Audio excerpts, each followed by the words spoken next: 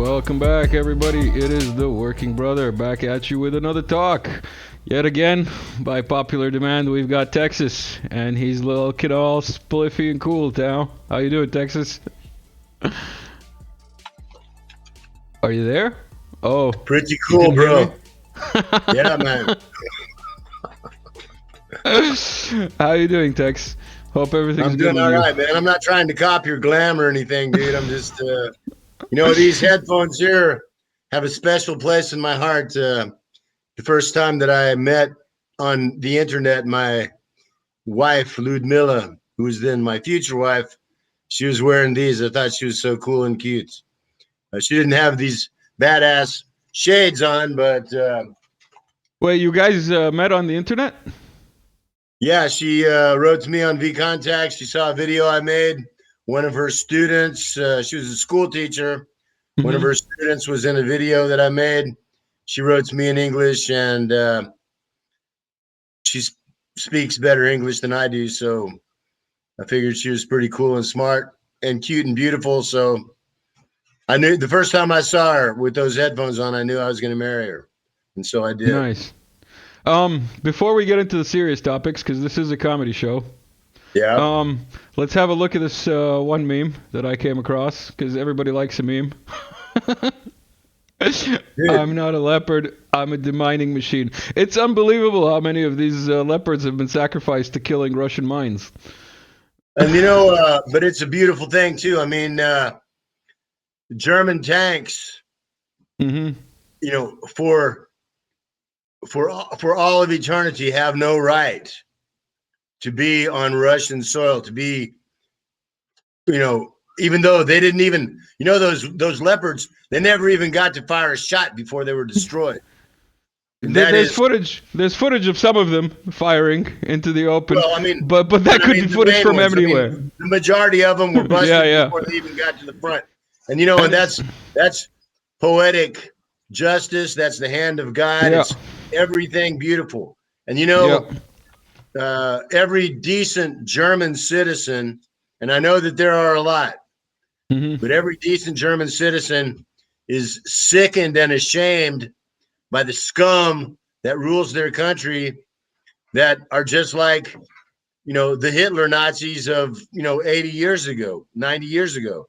I mean, It's the exact same vermin, doing the exact same thing. They're destroying the future of the citizens in order to pursue some kind of perverted goal, some literally satanic goal, and at this point in human history, it's really stupid for anyone not to understand that, the enemies of humanity, the 1%, these are truly, these are Satanists in the literal, absolutely literal sense, a death cult that wants to live forever themselves, but wants to kill 90% of the rest of us and make slaves out of those that they don't kill. Yep. What can I say? Yeah, it's a multi-layered thing. Some of the troops have been proven to be Satanists. Others are a little bit less, and they're just Nazis.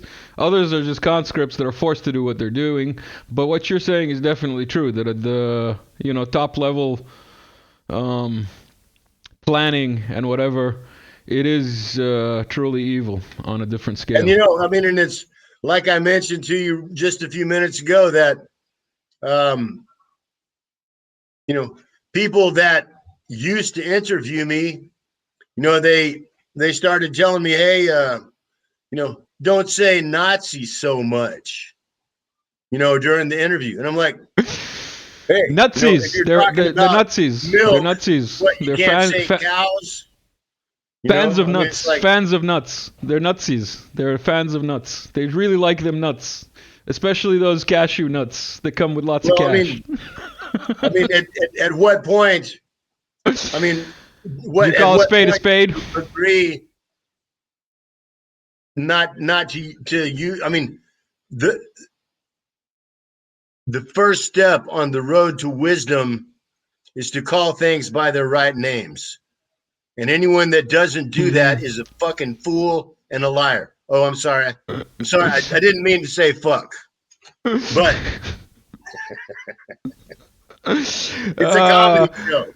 It's a comedy show, and I have to remind everybody. I mispronounced them like funky, like some funky. Yeah, funky, yeah. What I have to, I'll take this opportunity to remind people that this channel is not monetized and has no prospect of being monetized if it even stays up on YouTube any longer. So yeah, check out the link in the description to my Patreon if you want to support the Working Brother.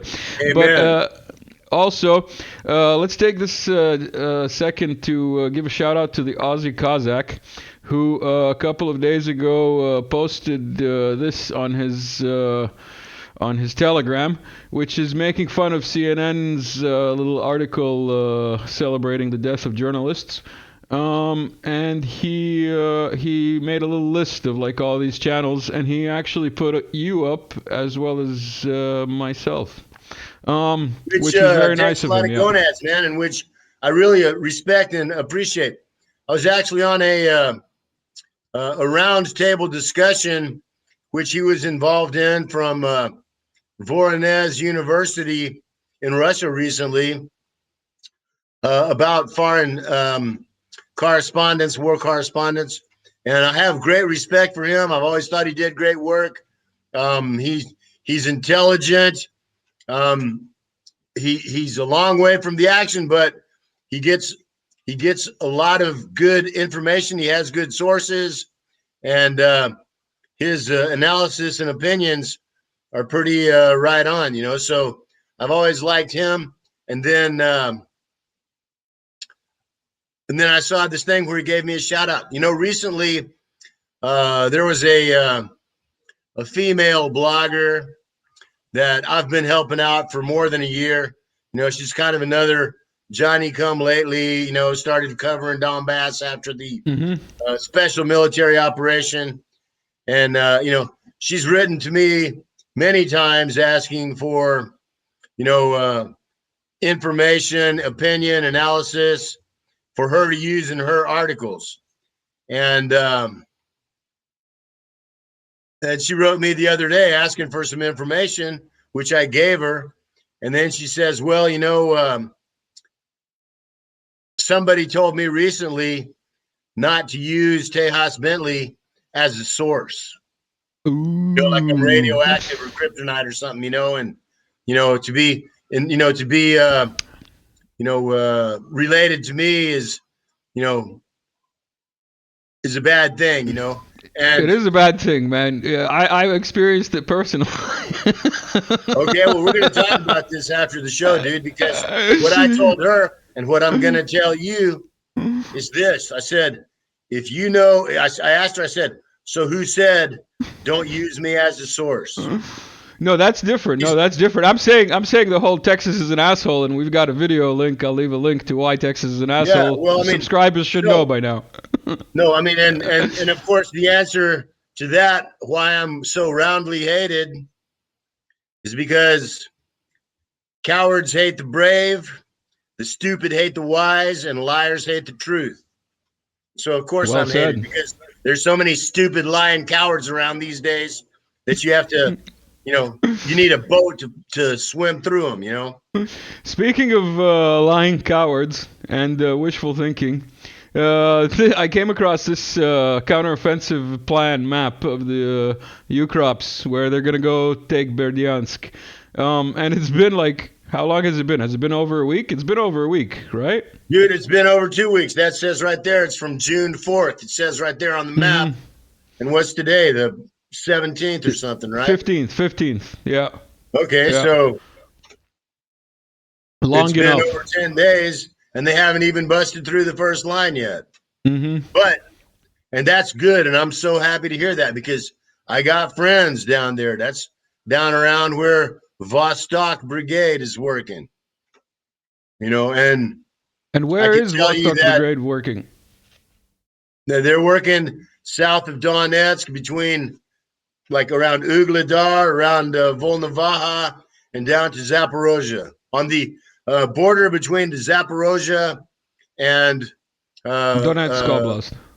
and Donetsk Oblast, yeah. And that's a very hot position. And dude, I can tell you that all this. I mean, yes, we are kicking some Ukrainian ass right now, but it is not without cost. I was talking to a comrade of mine today who's on the front right now, Mariinka. Mm-hmm. He said, "Hold on for a second." He goes, "The next blindage, the next bunker down in this trench that I'm in. Mm-hmm. Two guys just got hit. They're seriously contusion. I have to go help them." He came back. He's like, "All right, let's keep talking." We continued talking. The bunker got hit again. Both of those dudes that were hurt were then killed in Mariinka this afternoon while I'm on the phone, bro. Mm-hmm. And that ain't, those weren't the only two DPR guys that died today. I mean, so, the idiots that say, "Oh, it's a cakewalk, we're going to win, everything's for sure," they're beneath contempt, man. Not only are they liars and idiots, they're really saying the opposite of the truth. I'm not saying that Russia is going to lose. I'm not saying that Russia has lost, but I am saying that Russia can still lose. It's still a very deadly, dangerous situation. And anyone that doesn't understand that should just keep their face closed, because they are not qualified to have an opinion. So they should keep their mouth shut. Yeah, we've seen some really crazy footage coming out of Mariinka, and they've been fighting over. Like, correct me if I'm wrong. Mariinka, since long before the SMO has been divided in half, right? Like the battle lines, let's say, were drawn there more than 2-3 years ago. Yeah. Well, Mariinka was a Ukrainian, very heavy duty outpost. It's 5 kilometers from my house that you've been to in Petrovsky district. It was a very heavily built up area. It was slightly less built up than Avdiivka, which is the most built up area on the Donbass, Donetsk area front. And they were there all these years building up, armoring, adding, bulletproof concrete and all that stuff. But since the SMO, I mean, and Mariinka is a village, bro. I mean, it's 1 kilometer wide and maybe 3 kilometers long. It's close to a little lake and river, like right there, right? You see right there. Yeah. And and since the SMO, every week, and of course, I pay particular attention when they talk about Mariinka, because, it's from there that they bombed my neighborhood in Petrovsky.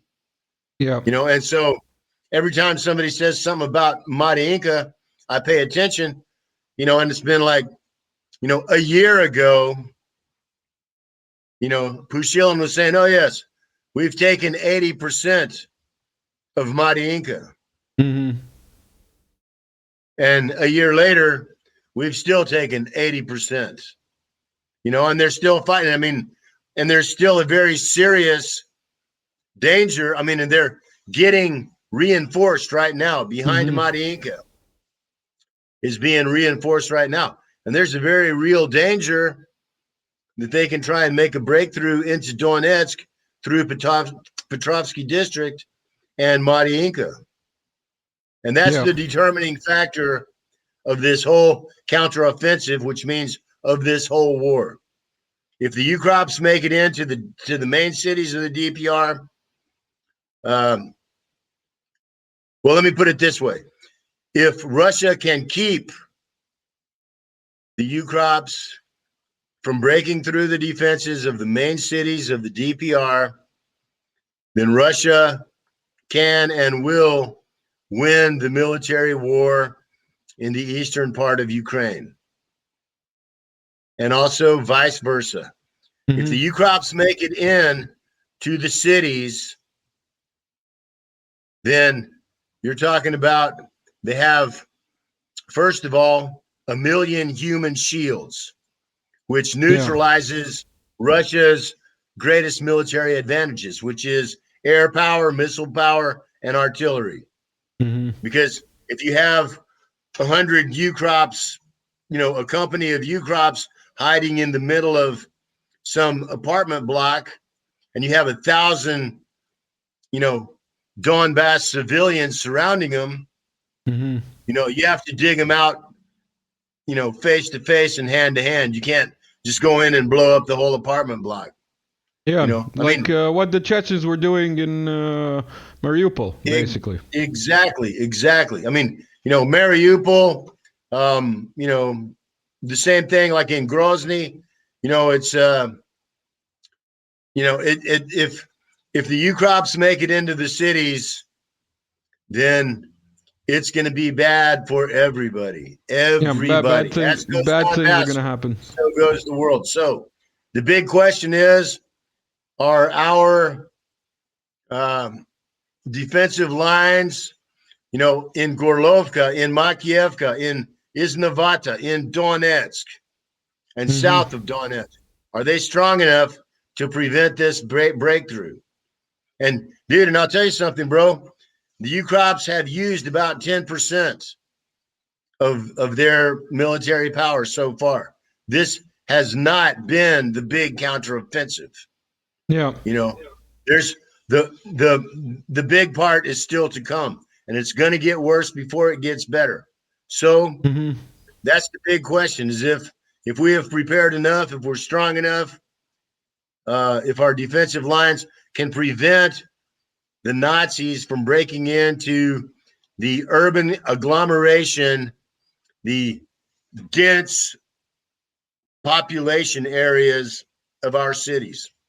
That's exactly what it all turns on right there, dude. And last time we talked, which was about 2-3 weeks ago, or 2 weeks ago, something like that. And by the way, shout out to all the subscribers who've been asking for you in the comments, both on YouTube and on Telegram. Yeah, thanks a lot, man.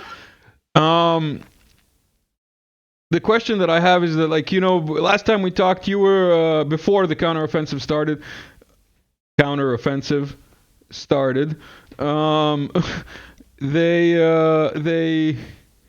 You were thinking that their main axis of attack is going to be at Donetsk city, from Avdiivka or from Mariinka. Do you still think that there's a likelihood of that? Absolutely. Yeah. I mean, one of the basic tenets of military science is you put yourself in your enemy's shoes and you say, what would you do if you were them? I mean, if the Ukrops make it to Melitopol, even if they cut the land bridge to Crimea, that doesn't mean nothing. If they can take Donetsk, it changes the whole dynamics of the whole war. Yeah. That's the same. That's as big as Russia taking Kiev. Which they actually could and should do. I mean, you understand, from Russia, it's 150 kilometers from the Russian border to Kiev. And so, and if Russia busted across the border, came, surrounded Kiev, busted into the city, took control of it, and that's the short way. I mean, why would they go, all the way from Donbass across, 500 kilometers of Ukraine to get to Kiev? Kiev is the goal. I think. Why don't they just come across the border and take Kiev? And exactly the opposite for the Ukrops. Donetsk is the goal. Yeah. If they take Donetsk, they disrupt the entire logistics, the entire command structure, everybody, west of Donetsk that's in the military is then surrounded.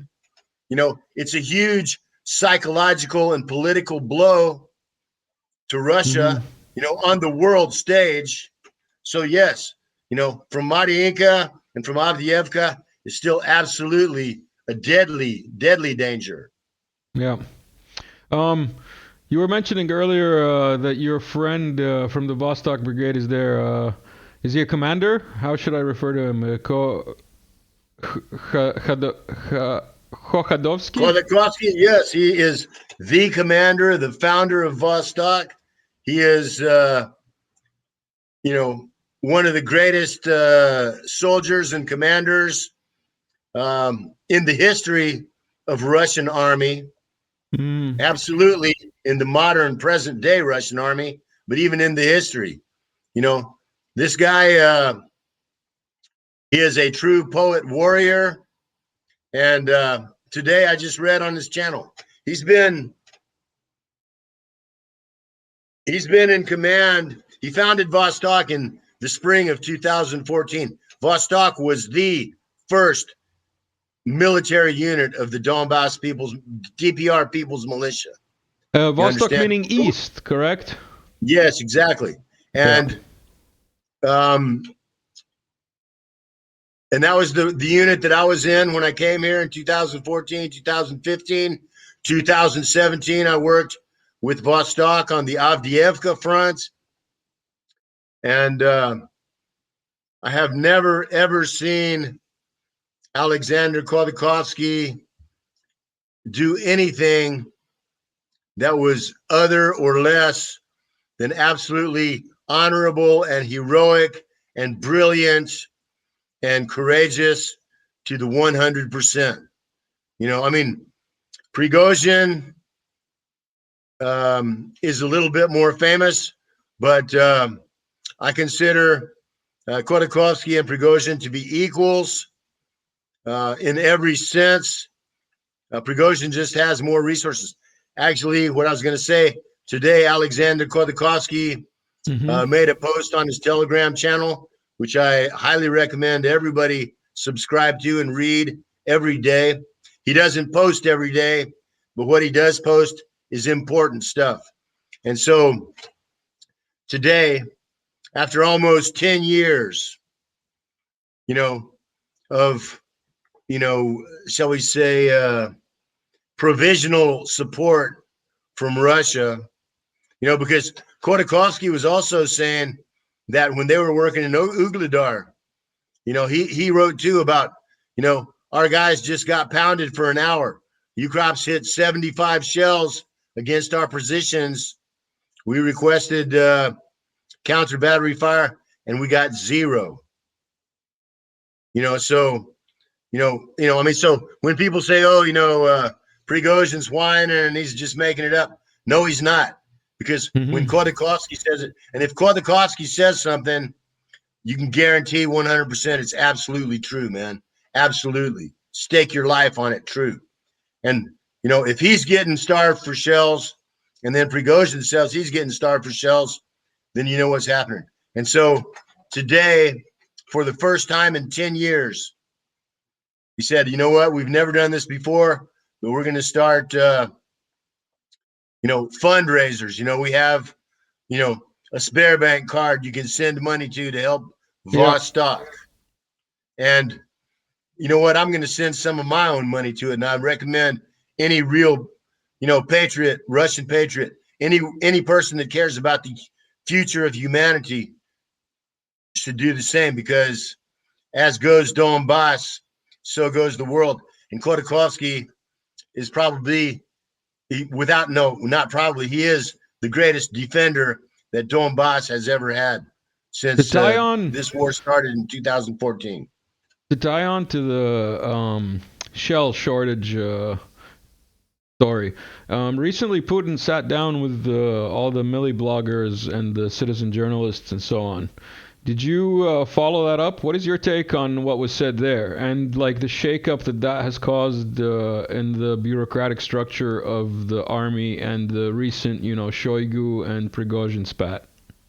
Well, it's interesting. I read today, although I can't guarantee that it's 100% confirmed, but I read today that Prigozhin and Putin had a face-to-face meeting. And that would be very interesting. And, I can tell you, I didn't listen to the whole conference with Putin and the bloggers there, some of whom were my friends. My good friend, Hmm. Sasha Sladkov was sitting there. Podubny was there. Rodinko was there. And I can, and it's funny because like mostly the comments that I was seeing was from these Moscow pretty boys. They were complaining that these guys, these frontline war correspondents, they were Hmm. wearing green T-shirts.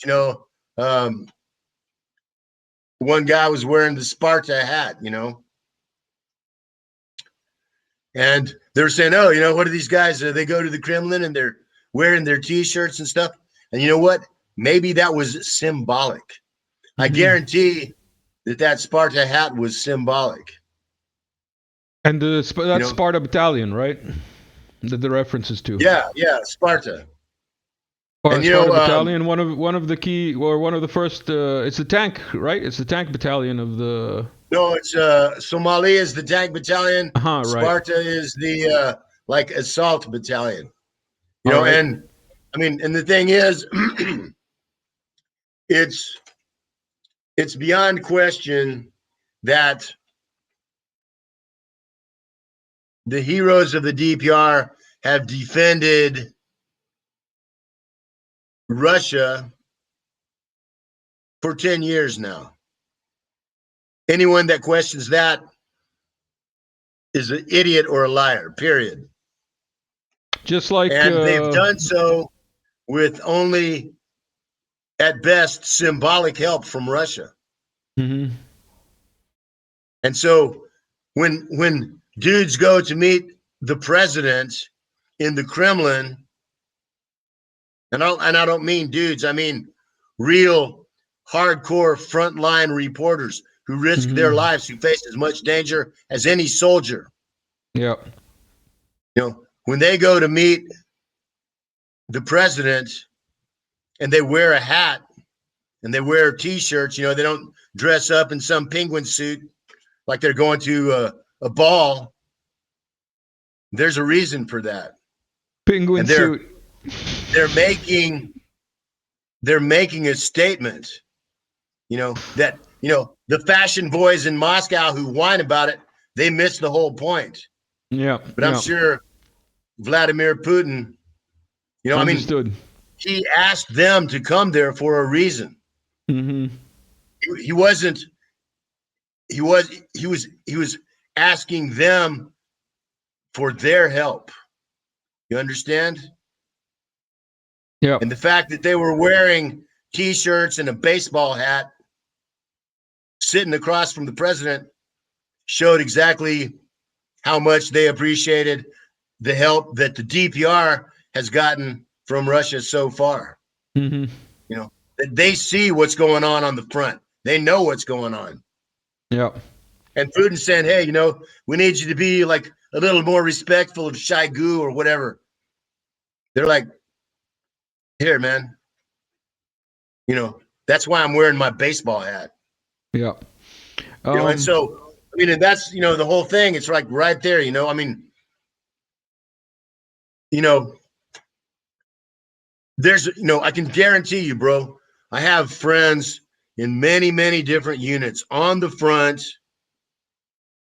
in combat, in many different areas of the front, from Bakhmut down to the Zaporozhye. And I can tell you that every soldier that's fighting on the front, not just Wagner, but every soldier that's on the front line, in a trench getting shot at. They love Prigozhin. Mm-hmm. And I can tell you that what my friends have said that are on the front. Well, I'm not going to tell you exactly what they said, but I'll paraphrase it and say they do not love the Russian generals.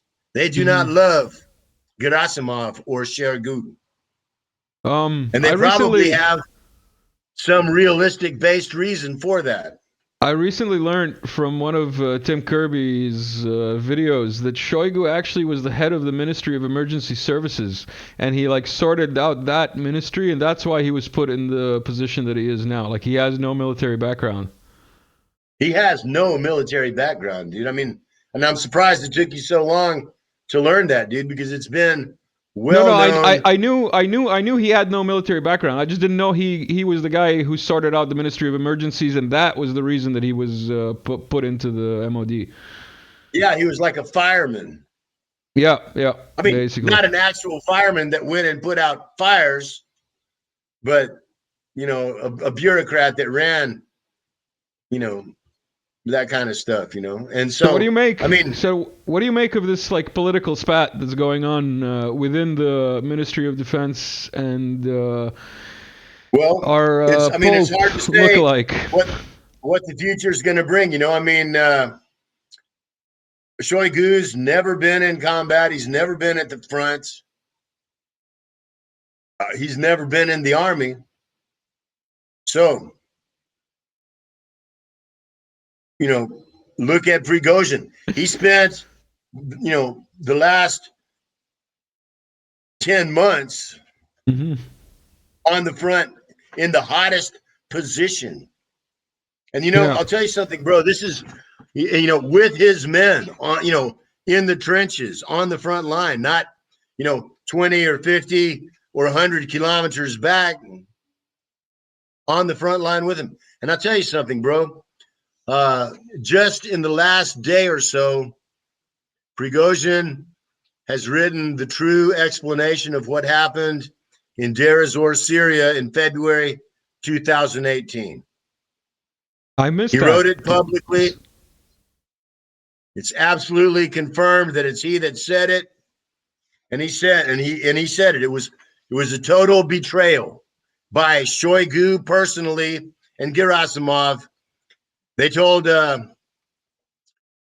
Wagner to move forward to Deir ez-Zor to the Conoco refinery. They said, yes, we're going to work our air defense. We're going to keep, any air, American or ISIS aircraft off of you. We're going to have our own aircraft working. We're going to protect you. And when the Wagner guys moved forward, there was an order from Moscow, from Shoigu and Gerasimov. Okay, turn off all the air defense, stand down all the, aircraft. They're not taking off, and don't tell Wagner. And the Americans this whole day, you can look it up on Prigozhin's channel. He wrote it in the last 24 hours. The Americans were asking, they kept asking the Russians, look, we're getting ready to smash this group of people that's moving toward the Conoco refinery, with airstrikes. Are there Russians there? Do you want us, do you want to call them back or warn them and tell them, that they're going to all get killed if they keep moving forward? And somebody in the Russian Ministry of Defense said, no, don't worry about it. Go ahead and hit them. And that's the words of Prigozhin. And Prigozhin don't lie. So there's a long-standing dispute or bad blood between the two of them, basically. Well, you know what? Yeah, it's just like, if someone murders your whole family and then you see him on the street and you say, whatever, whatever you do, you don't say, oh, it's bad blood. It's like, a dispute or a misunderstanding something. Man, they murdered 200 of his men. One of my best friends was there.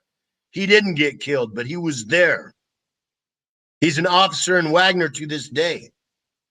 I fought with him in 2015 at the Donetsk airport. That's that picture with demobilizacija, černa demobilizacija, right? No. It's another one. But and this guy, dude, he loved me. And we were great friends. His positive noise student. And he, dude, when we would like be crossing an area where there might be snipers, he would stand alongside me. He would put his own body between me and where the snipers might be, man. He's a great, honorable, he's a classic Russian Cossack, and he's been an officer in Wagner for years. He was in Syria. He's been in the Central African Republic, and now he's working here, and he's a real, beyond Spetsnaz, state-of-the-art, warrior, poet, hero. And he was there, dude, and he was lucky. He was one of the few that didn't get hit. Mm-hmm. People that say, Prigozhin's always whining and complaining about everything. He never said anything about it publicly for more than 5 years. Yeah. And now again today, just like with the shell hunger, he went months asking, going through the official channels saying, hey, look, man, you're not giving us 1/10 of the ammo that we need to do our job. Yeah. Every shell you don't give us means another one of my guys die. And he waited months before he brought that up. And he waited years before he told the true story of the Shoigu betrayal in Deir ez-Zor. And now it's out there, so I'm not making it up.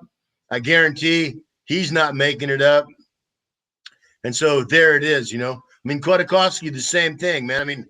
Just a couple of weeks ago, he says, we got bombed 75 heavy artillery rounds in 1 hour on our positions. And we asked for, return fire from the MOD, and they sent 0.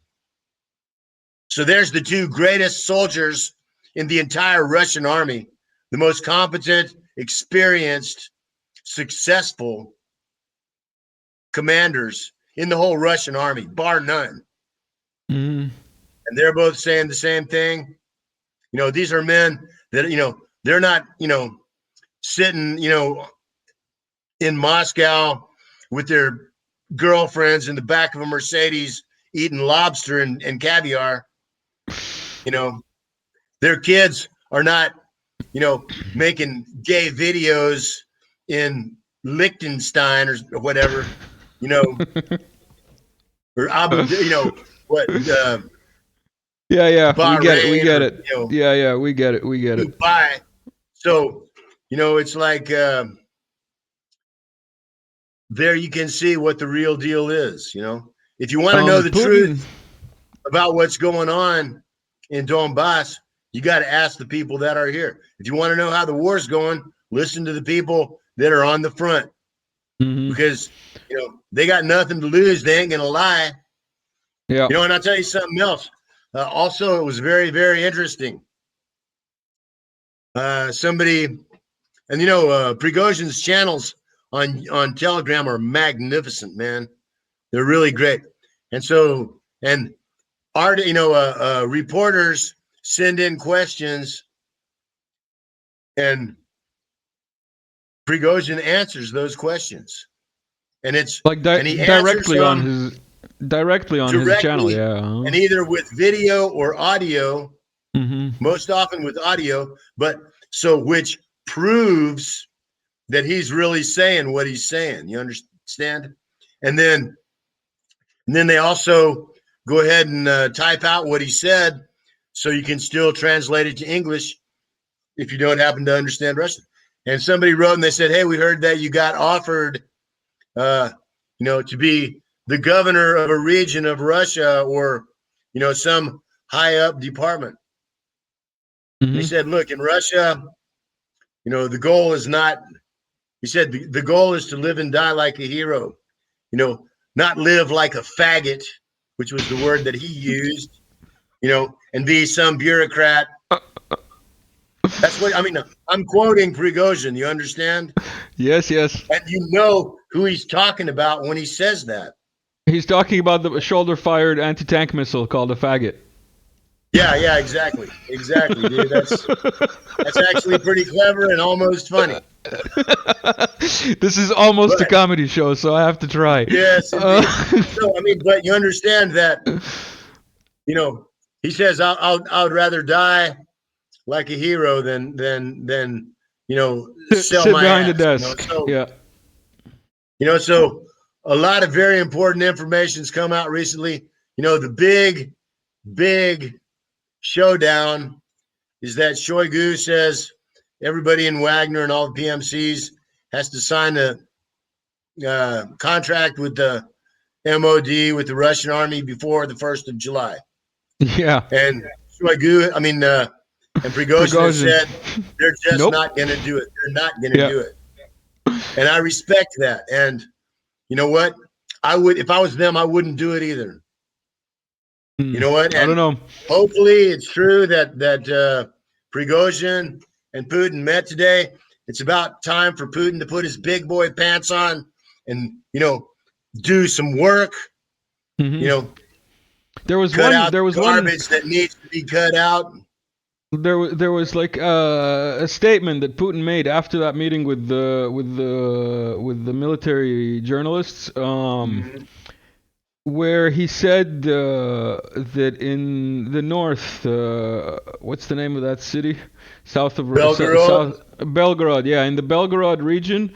The defense could have been made better, but we will fix it. And that was very telling for me, as if he was trying to say that we know who it was that was embezzling funds and we will sort out the bureaucratic bullshit that was going on. And I feel actually, the governor of Belgorod is a good man, and he's really working hard. Not necessarily the governor. I'm saying the military infrastructure there that was supposed to prepare the trenches, Well, you know what?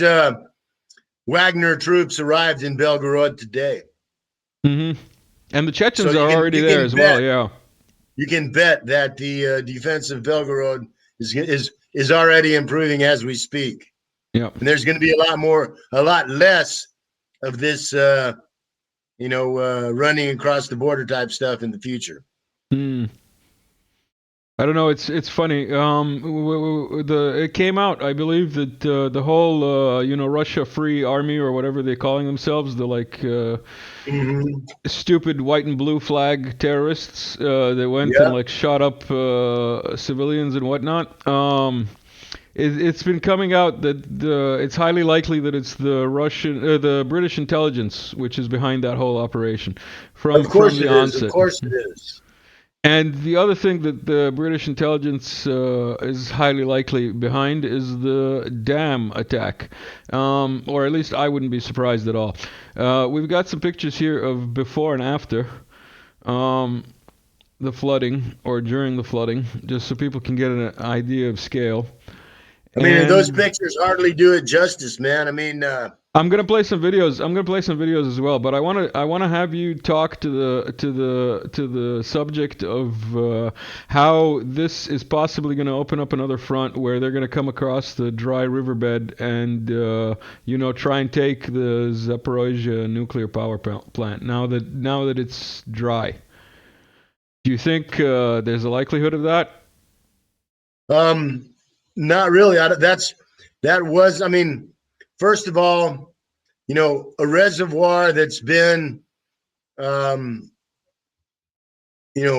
underwater for decades, it's going to take a long time to dry out. Second of all, there's still, it's a much smaller and skinnier river now, but there's still a water crossing that must be made. Yeah. Third of all, you look at that, how wide open, you can see for miles and miles across it. There's no cover. There's no place to hide. Russian air power, rockets, artillery can smash anything that tries to come across there. Do you think No, it's dude. going to I be mean, I a think this turkey is shoot, all part. basically?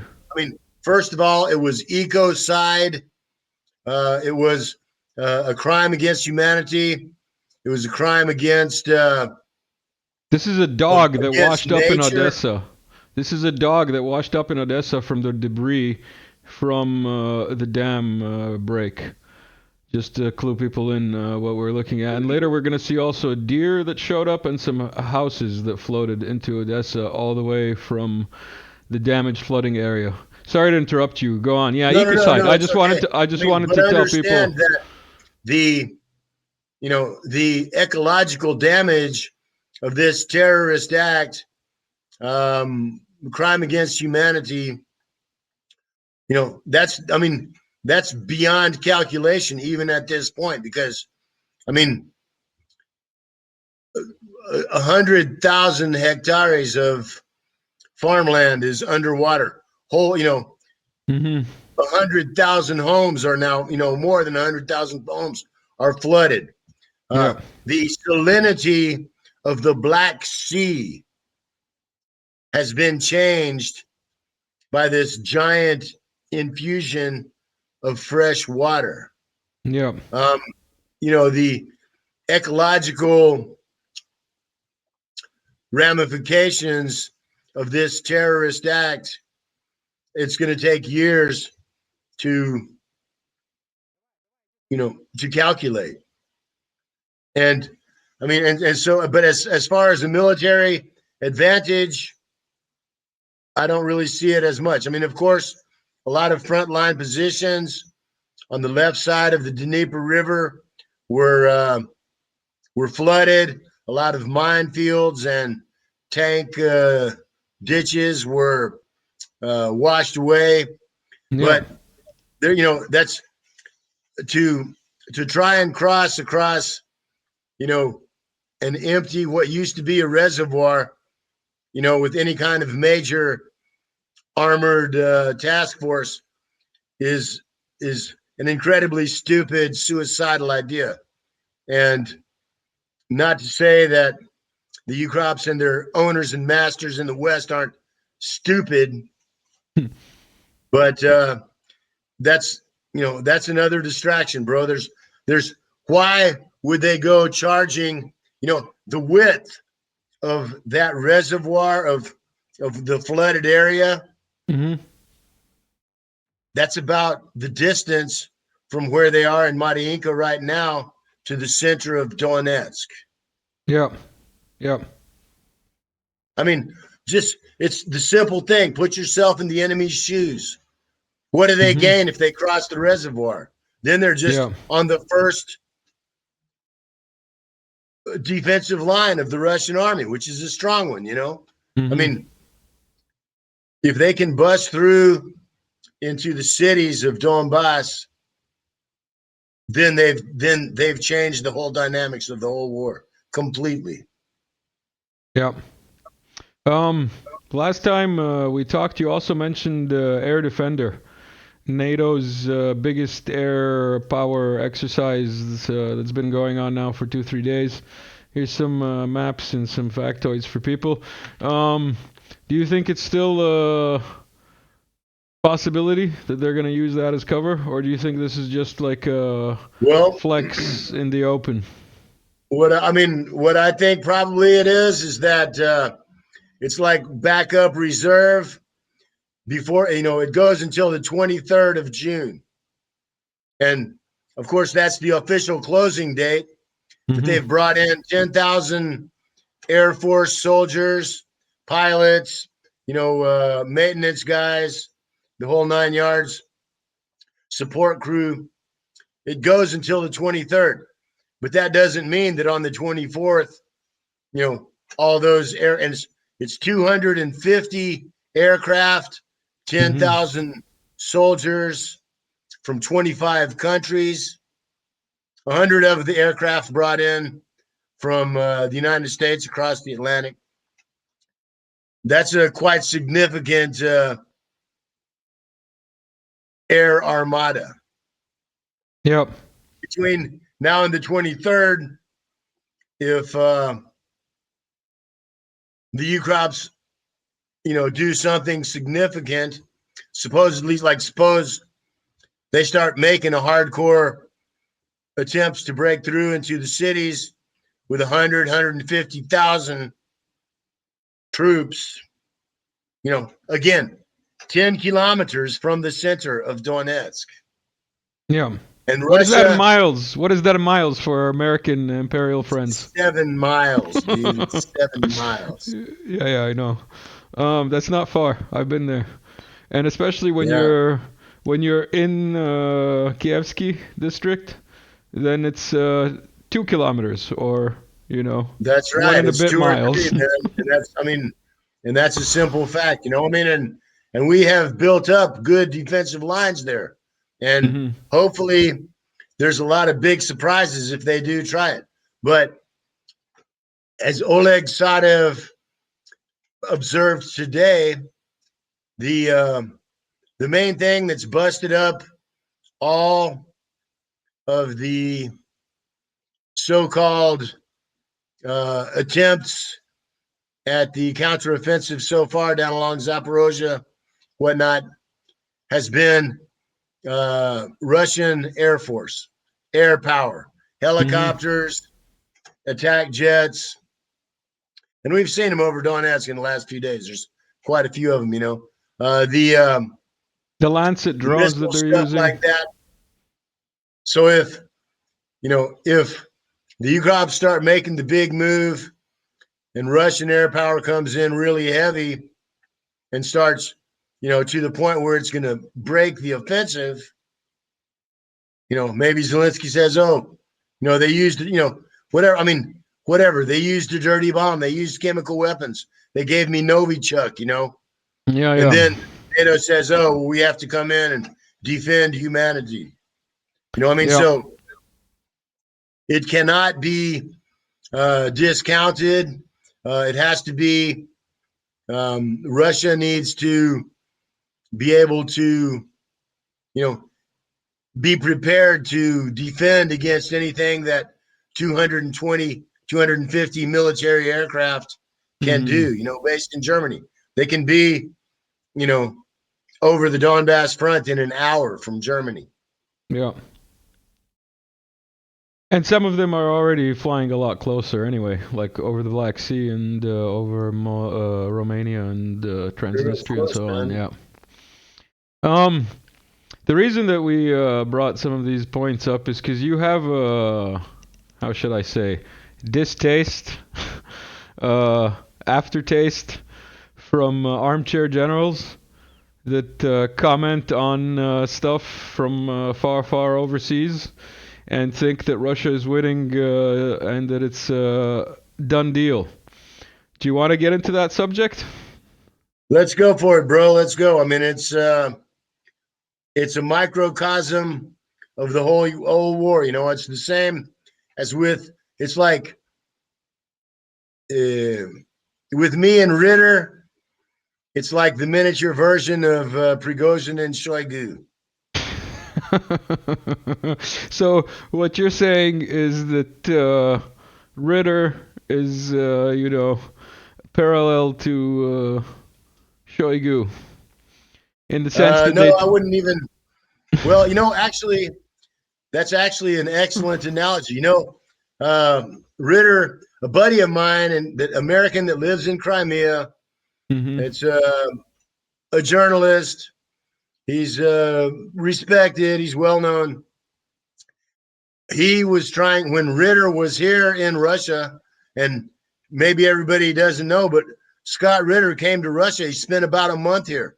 He came across to Vladivostok, and he traveled the entire length and breadth of Russia, 11 time zones from Siberia to Lake Baikal, all the way to Moscow for the 9th of May, sitting in the stands on Red Hmm. Square to St. Petersburg. So he went 11,000 miles across Russia.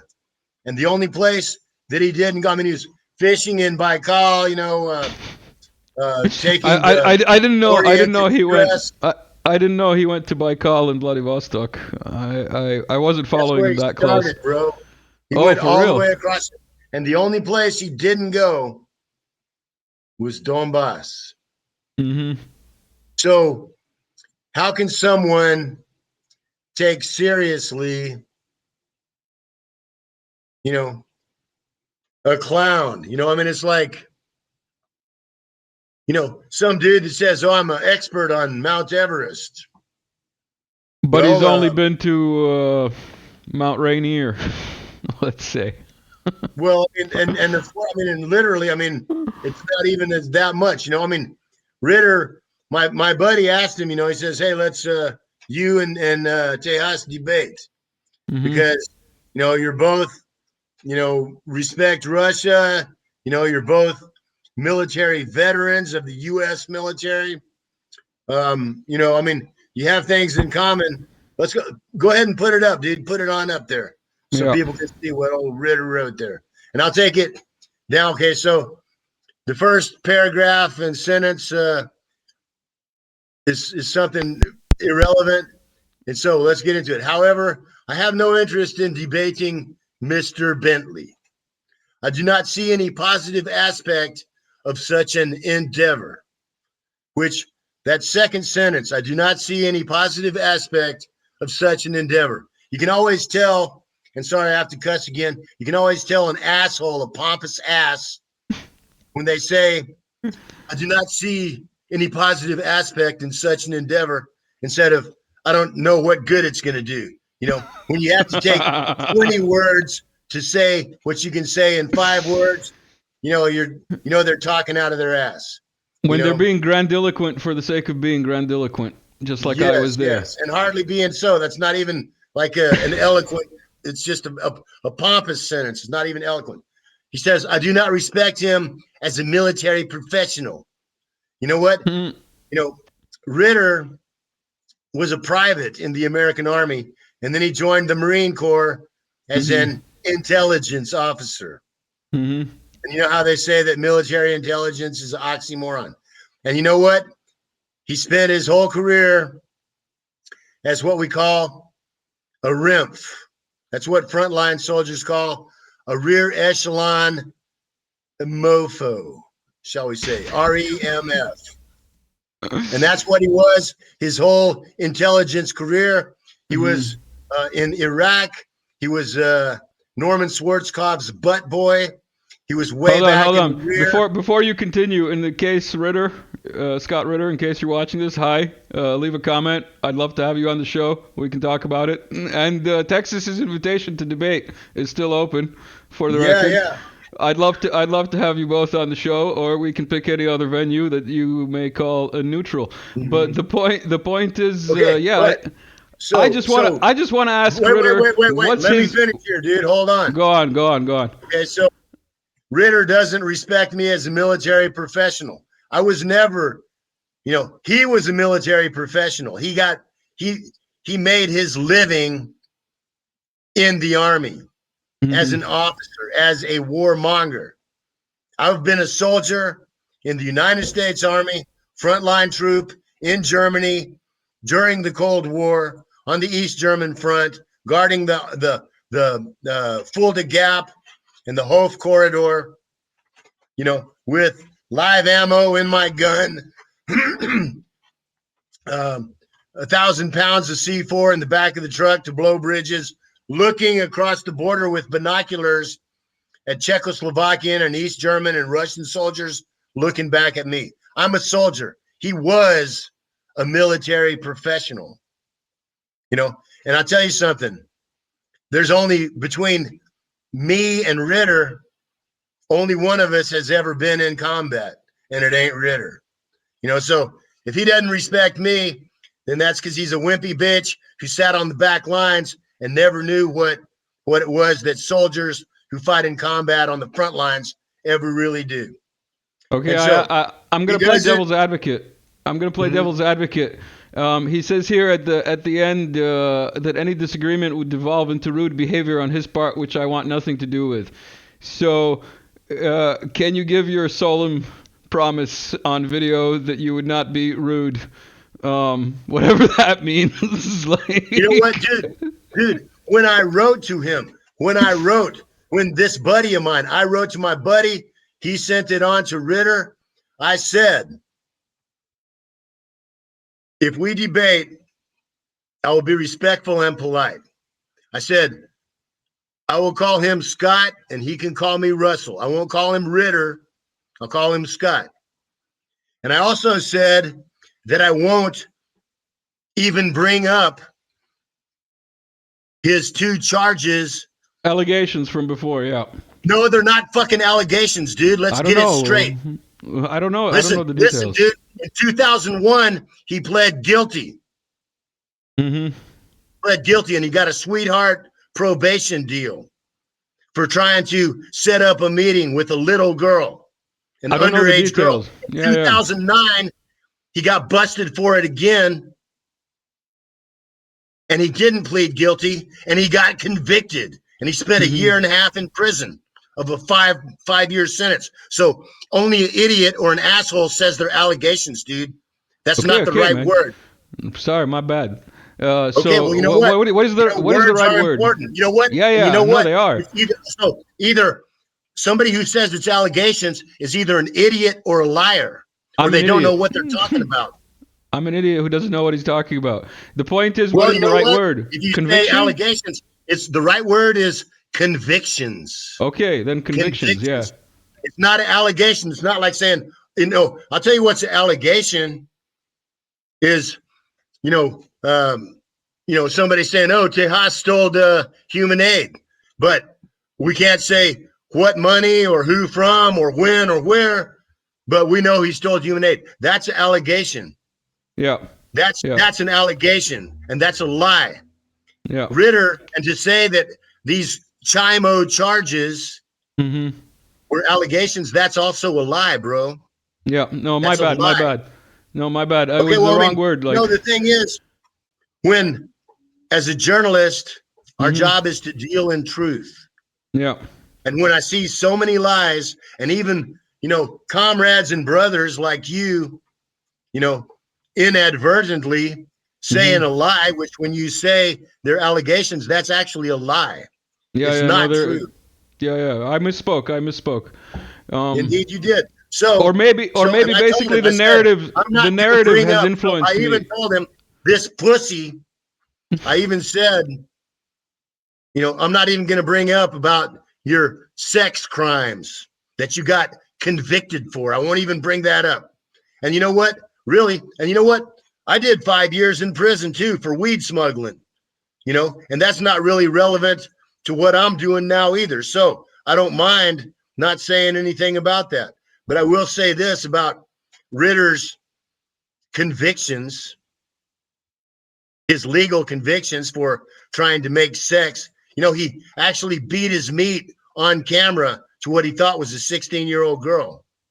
And so I'll say this about this, whatever it means about his moral standards, that's one thing. But just from the point of whether or not his opinion, whether he's qualified and intelligent enough to have an opinion, just look at it this way, bro.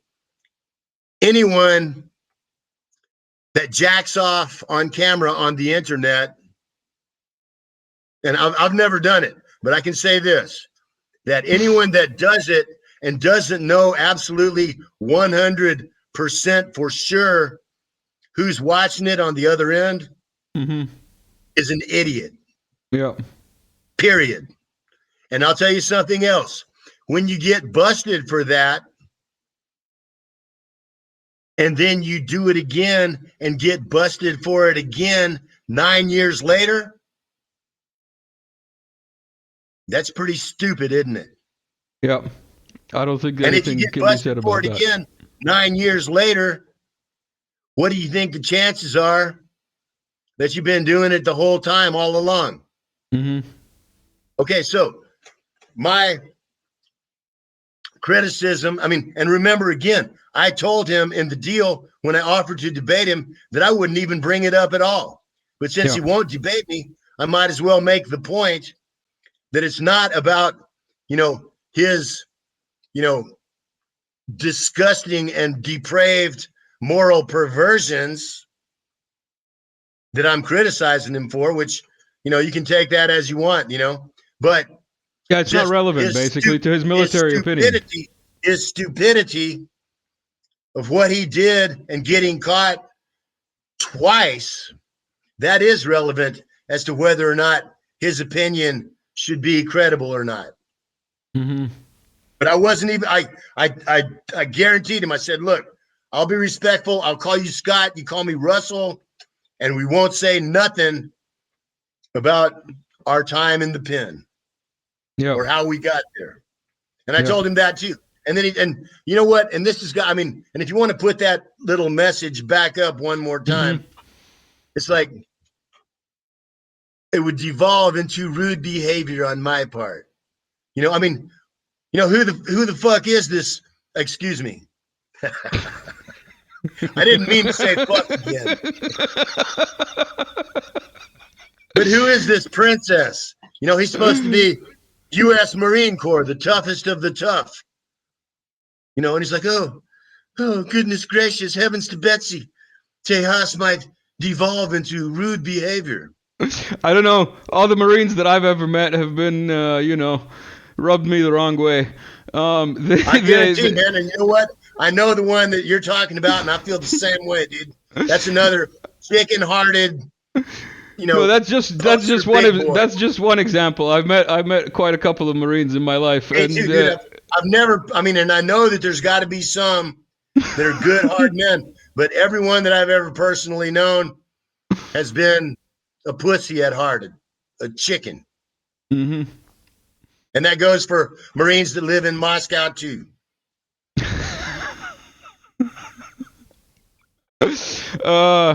Who also hasn't been to Donetsk. No, he came. Don't lie. He came. He stayed a night. He stayed a night in the hotel. I didn't finish. I said, since the last time I told him that the next time he comes here, we can get together. I'd love to see you and that Marine together. That'd be hilarious. But you'd both have to be disarmed. It would still be hilarious, though. In any case, by the way. Hey, you know what? Oh, I invite him to debate me anytime, too. Another chicken military turd expert that won't do it. Another another expert from 1,000 kilometers away. Mm-hmm, mm-hmm. Texas, as always, it's been excellent.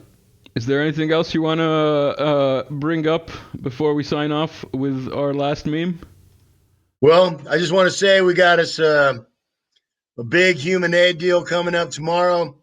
We're helping out some of the heroes. We got some birds for them.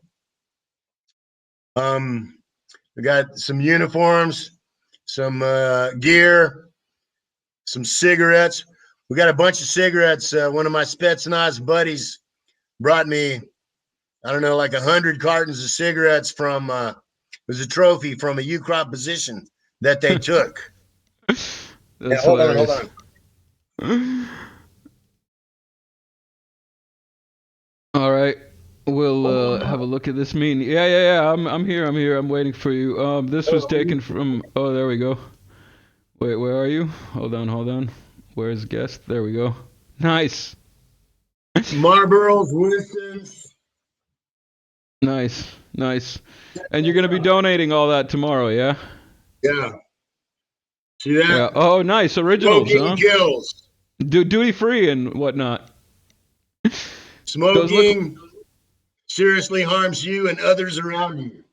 Yes, we don't promote smoking. And listen, these are from U-crop positions, bro, that our guys took. Yeah. The dudes who used to own these cigarettes have quit smoking. Yeah. Because this is a comedy show, and Texas put up a meme the other day on his Telegram. This is something that we should all strive for. Indeed, man. I mean, and I'll just say this, and I don't really have an opinion because I don't really pay attention to what's going on in the United States anymore. I mean, it's like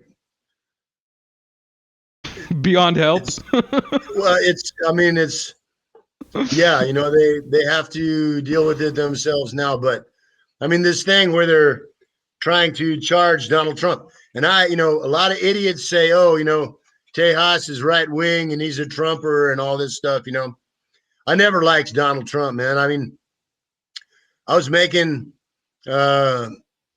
insulting videos against Donald Trump 20 years ago, more than 20 years ago. Mm-hmm. You know, I never liked him. He's a billionaire. I hate every billionaire on the planet. You know, but you know what they're doing now. I mean, what's happening right now in the United States, where they're charging him with all these bogus, you know, laughable charges. You know, when you see the crimes. I mean, I recently published a link to the contents of Hunter Biden's laptop. No comment. MarcoPolo.com, dude. Everybody should check that out, dude. The dude's no a fucking. Comment. Don't even for YouTube, just for YouTube. Everybody already knows what's on this laptop, so like, yeah, I mean, it's disgusting. But, it's disgusting beyond belief. I mean, and now, I mean, so Trump is being pushed out. This dude, RFK Jr., who I don't really like or trust at all, is being trotted out because, of course, they know that Kamala Harris has exactly zero chance. The only thing worse than President Biden is President Harris. That but would be hilarious. You know,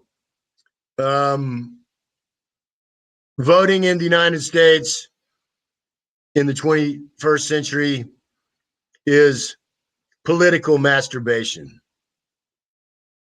I mean, and I mean that literally. I mean, I believe you. It feels good. It feels good for a minute, but it's complete fantasy. It's a waste of time and resources. It's undignified and somewhat disgusting. And in the end, all it does is leave a mess that somebody's going to have to clean up later. So that's exactly what it is, man.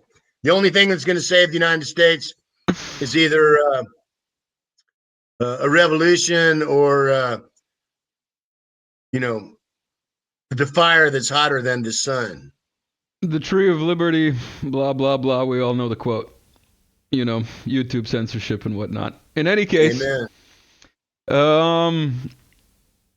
Texas, as always, it's been a pleasure, an honor. It's been hilarious, a little bit rude, it's great talking to a little you bit again, on brother. edge.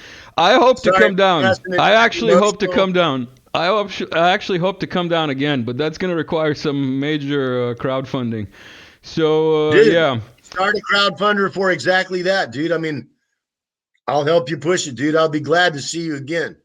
We'll see. I might even drive down. That'll be excellent if I manage to drive down. Come on, man. In any case, let's play some music. Take this out. Texas, see you later. Bye-bye. Everybody who's been here, thank you. Like, share, and subscribe. See you soon.